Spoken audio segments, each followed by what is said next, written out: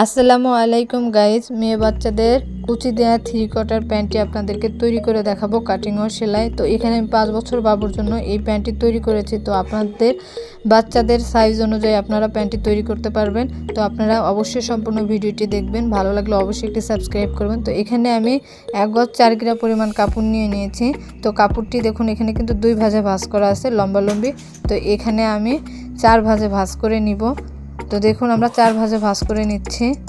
তো এখন আমি মেপে দেখবো যে আমাদের এখানে কতটুকু কাপড় নিয়েছি আমি।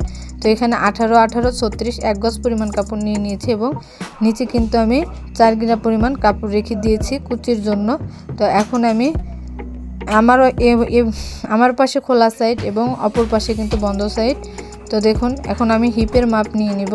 তো হিপের মাপ নিয়ে নিচ্ছি 13 ইঞ্চি পরিমাণ এবং আমি এতখানি কাপড় দিয়ে সালোয়ারটি বানালে দেখা যাবে যে কুচি বেশি হয়ে যাবে।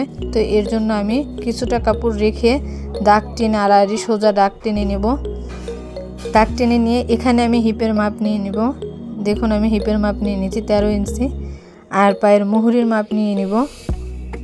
পায়ের মুহুরির মাপ নিয়ে নিয়েছি 8 ইঞ্চি পরিমাণ। তো এখন আমি আর 1 ইঞ্চি পরিমাণ সেলাইয়ের জন্য নিয়ে একটি রাউন্ড শেপ দিয়ে নিয়েছি। তো এখানেও কিন্তু আমি একটি রাউন্ড শেপ দেবো, এর জন্য 1 ইঞ্চি পরিমাণ দাগ কেটে এখানেও একটি রাউন্ড শেপ দিয়ে নিয়েছি। তো আমরা রাবারের ঘরের জন্য কিন্তু আমরা এখান থেকে 1 ইঞ্চি বা 1.5 ইঞ্চি পরিমাণ রাবারের ঘর তৈরি করে নেব। তো বাঁকা করে আমরা কাপড়টি কাটিং করে নিচ্ছি দেখুন। তো এভাবে আমরা কাপড়টি কাটিং করে নিয়েছি দেখুন। তো এখানে কিন্তু আমাদের বন্ধ সাইড, উপরেও কিন্তু বন্ধ সাইড, তো সেটাকে আমরা কেটে আলাদা করে নিব। তো দেখুন আমরা প্যান্টটি তৈরি করে কাটিং করে নিয়েছি। তো যে সাইড থেকে আমরা 4 গিরা পরিমাণ কাপড় রেখেছিলাম সেই কাপড়টুকু আমরা সমানভাবে কেটে নিব। তো এই কাপড়টুকু আমরা 2টি পায়ের মুহুরিতে কুচি দিব। তো এখানে আমরা 2 ভাঁজে ভাঁজ করে নিলাম। এখানে কিন্তু আমাদের 4 পাট কাপড় আছে। তো দেখুন 4 ইঞ্চি 4.5 ইঞ্চি পরিমাণ আমরা কাপড় নিয়ে নিচ্ছি কুচি দেওয়ার জন্য। তো এখন আমরা সেলাই করে নেব। তো প্রথমে আমরা প্যান্টের একটি প্যান্টের কাপড় উপরটি রেখে আমরা সাইড থেকে আগে প্রথমে সেলাই করে নিব। দেখুন আমরা এভাবে সেলাই করে নিচ্ছি। তো এভাবে কিন্তু আমরা 2 সাইডেই কিন্তু সেলাই করে নেব। তো আমরা কিন্তু ডাবল সেলাই দিয়ে দেবো, আপনাদের ইচ্ছা, আপনারা যদি ভালো লাগে ডাবল সেলাই দিতে পারেন। তো এভাবে আমরা 2 পাটে সেলাই করে নিয়েছি দেখুন। এরপর আমরা রাবারের ঘর তৈরি করে নিব। তো এখানে আমি প্রায় 1.5 ইঞ্চির মতো আমি রাবারের ঘর তৈরি করে নিচ্ছি, কারণ এখানে 2টি রাবারের ঘর হবে। তো আমরা এভাবে কাপড় 100টা পরিমাণ ভেঙে 1.5 ইঞ্চি পরিমাণ বাকি রেখে দেখুন 2টি রাবারের ঘর তৈরি করে নিয়েছি।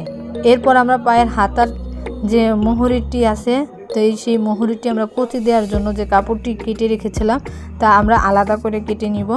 তো দেখুন আমরা 1 পাট বের করে নিয়েছি। এরপর আমরা মুড়িয়ে সাইড থেকে সেলাই করে নিব। দেখুন আমরা মুড়িয়ে সাইড থেকে এভাবে সেলাই করে না নিলে কিন্তু দেখতে সুন্দর লাগবে না। তো আমরা মুড়িয়ে এভাবে সাইড দিয়ে সেলাই করে নিয়েছি। এরপর আমরা কাপড়টি সিধা পাটে রেখে এবং উপর কাপড়টি উল্টা সাইডে রেখে আমরা কিন্তু এভাবে কুচি দিয়ে সম্পূর্ণ কাপড়টির সাথে অ্যাটাচড করে নিব। দেখুন আমরা এভাবে কুচি দিয়ে নিচ্ছি। তো এভাবে আমরা সম্পূর্ণ কাপড়টির সাথে সম্পূর্ণ কাপড়টিকে আমরা কুচি দিয়ে নিচ্ছি। দেখুন আমরা এভাবে কুচি দিয়ে নিয়েছি। এর উপরে আমরা একটি চাপ সেলাই বসিয়ে নেব। দেখুন আমরা এর উপরে একটি চাপ সেলাই বসিয়ে নিচ্ছি।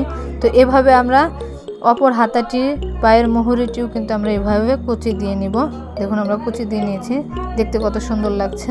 তো এরপর আমরা এই সাইড থেকে আমরা সেলাই করে প্যান্টটি আমরা তৈরি করে নিব।